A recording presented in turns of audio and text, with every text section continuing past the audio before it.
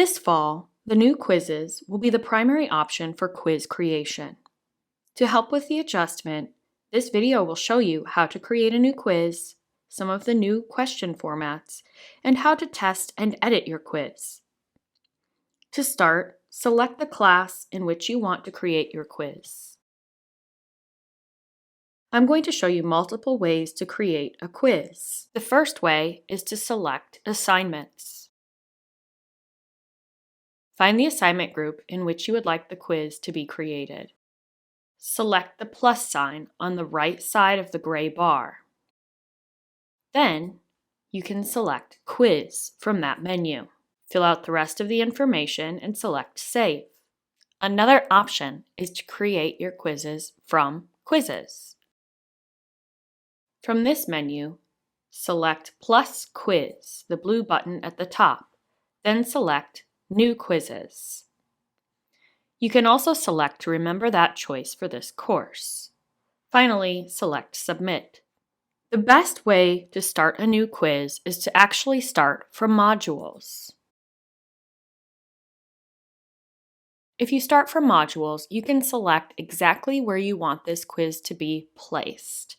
I want mine in the Test module at the top. To add a quiz, from the gray bar, select the plus sign. Then, from the menu at the top, select Quiz. Select Create Quiz, and then make sure it says New Quizzes. Then use the naming mechanism that you use to name everything in your course. I'm going to call mine Shapes and Colors. Then select Add Item. To edit your quiz, find your quiz in the module and double-click to open it. You can change the point value for your quiz. You can change which group the quiz is located in. You can change the display. I like to display mine as percentage. You can determine whether you want to count this assignment toward the final grade or not.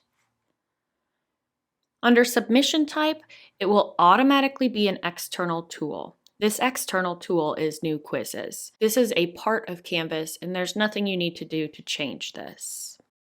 You can decide if you want this grade to sync to Skyward automatically. I make it a habit to automatically select that for all of my assignments. And then you can determine who you would like to take this quiz. I'm going to have everybody in my Sandbox course take this quiz. I'm going to make this quiz due at the end of the week, and I think I'll make it available from tomorrow until the end of the week. Now, select Save. For this portion of the video, I'm going to focus on showing you the different question types that are new to new quizzes and aren't found in classic quizzes. When you go to build your quiz, you can see the title Shapes and Colors is at the top. Underneath, I can add instructions for the quiz. When I click on Instructions, as usual, it pulls up the rich content editor that's available in all Canvas assignments. I'm just going to give my kids a little bit of an introduction that I might put at the beginning of any quiz.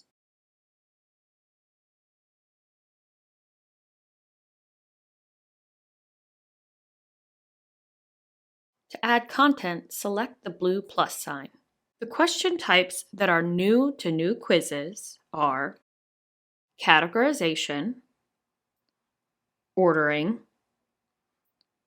Fill in the blank has changed, Hotspot, and Stimulus. I'm going to start with Categorization.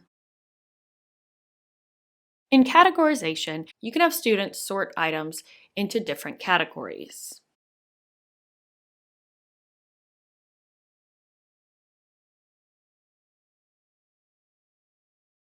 In the Rich Content Editor box at the top, I included the directions for what students should do for this question. Now I'm going to determine my category.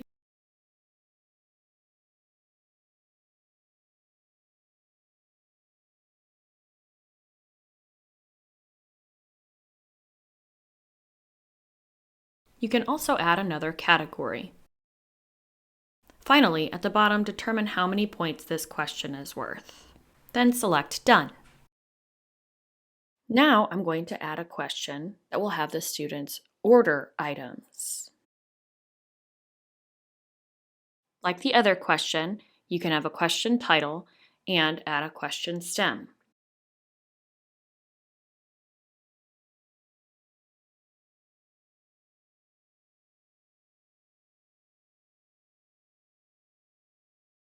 When you create any question, make sure that you create the exemplar question. This means that your question is the correct answer. So you can see for this one, it says put the shape names in alphabetical order. A is at the top, Z is at the bottom, and the three shapes I chose are circle, square, and triangle. There's a place for a fourth answer. You can just delete that if you're not going to use it. If you want more answers, just select Answer underneath the bottom answer, and more answer choices will populate. You have other options you can look through. You can align it to outcomes, and you can do item banking just like on any question. I'm going to make this one worth 10 points. While fill in the blank is not new, the format is different than in classic quizzes, so I'm going to go ahead and show you how to do a fill in the blank question. I'm going to start by giving the question a title. For this question, I'm not going to add a question stem. Follow the directions above as you create your fill in the blank question.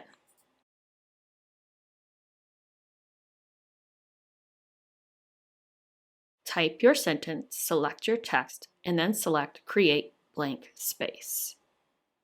For the answer type, you can give students the option of open entry, where they have to remember that the color red is the color of a stop sign. You can give them drop downs with multiple answers, or you can give them a word bank. Finally, change the point value and select Done. For the next question, I'm going to create a hotspot question. This one's my favorite. As usual, give the question a title. If you want to add a question stem, do so here. Then you can drag and drop or browse to find your image. A tip is that I like to organize my images in advance. So I have a folder called Canvas Quiz, and that's where I put my hotspot question. Once you've uploaded your image, you need to figure out what students can click on to get the correct answer. I told my students to click on the red circle. So now I need to outline the red circle. Obviously, you can use a square, an oval shape, or a polygon. So I'm going to select oval since I'm creating a circle here. Then you just highlight it. Obviously, I didn't get it right the first time, so I'm going to try again. That is pretty close. Now, if students click anywhere inside that circle, they've selected the red circle. Down here you can see oval hotspot. Clicks within the hotspot will receive full points. You have, as usual, multiple other options that I'm not going to go into at this time. 10 points and done. The final question type that I'm going to model is the stimulus. For a stimulus question, this is when you want to have multiple questions with one shared question stem. Under the instructions, it's important to communicate with your students that the image, item, or stimulus is going to be repeated multiple times for multiple questions.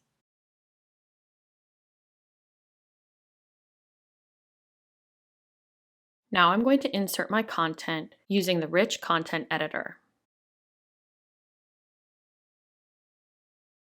Like I said earlier, I already have this item prepared and ready to go.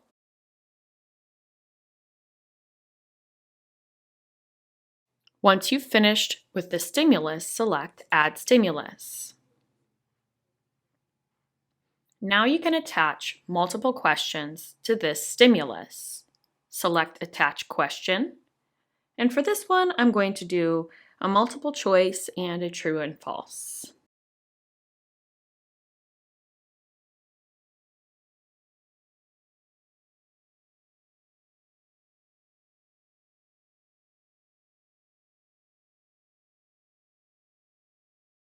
Make sure to change that point value and select Attach Question. Now I'm going to include a true or false.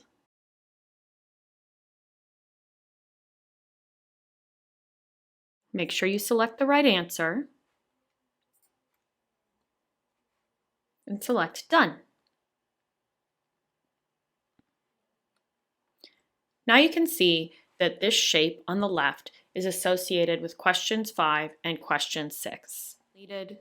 When you're finished making your quiz, it's important to preview it to make sure that it looks exactly how you want it to be, and of course to make sure that all of the answers that you put in are correct.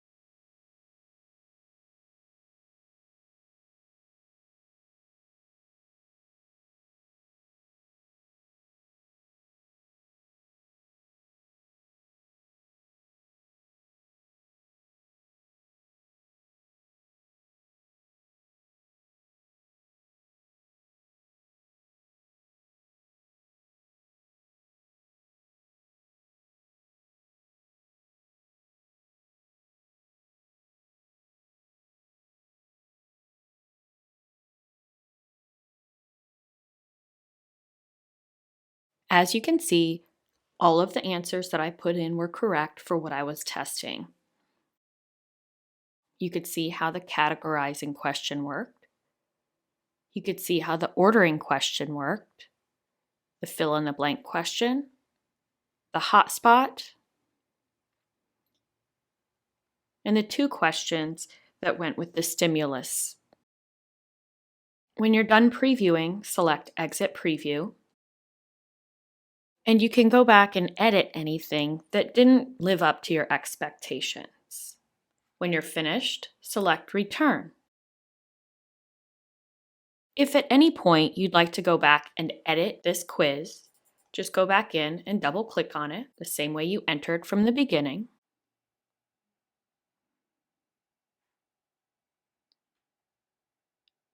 I'm going to change my point value to 60 since I only ended up having 6 questions. Select Save. And it will take you back to your questions, and you can go ahead and edit those. Again, if at any time you have questions, please fill out a help ticket and you can request one of the instructional technology coaches to come out and give you some assistance.